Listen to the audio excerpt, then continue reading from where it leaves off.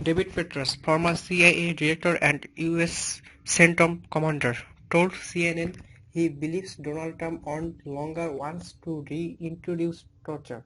He was asked by CNN Christiane Amanpouri, "Do you think Donald Trump has given up the notion that torture will be reintroduced under his administration?" "Yes," he told her in an interview recorded Tuesday evening.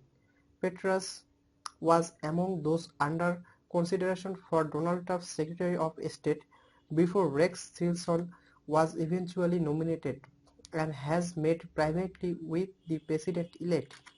"And for what is worth, I have publicly, as you know, for a number of years stated that enhanced interrogation techniques, whatever you want to call this, doesn't work.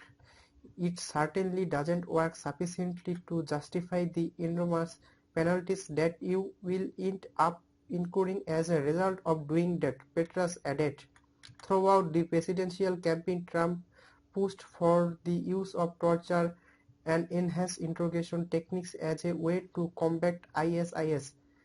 Though after winning in November, the president-elect has said that James Mattis, his choice to be next Secretary of Defense, surprised him when he said he had not found waterboarding useful. He also said those who use torture must recognize that the price of doing it is going to far outweigh the value that you get from individuals. "No commander has been responsible for more detainees than I was at the height of Iraq and the height of Afghanistan, indeed in Central Command in between," Petraeus said. Petraeus commanded by terms all coalition forces in Afghanistan and Iraq.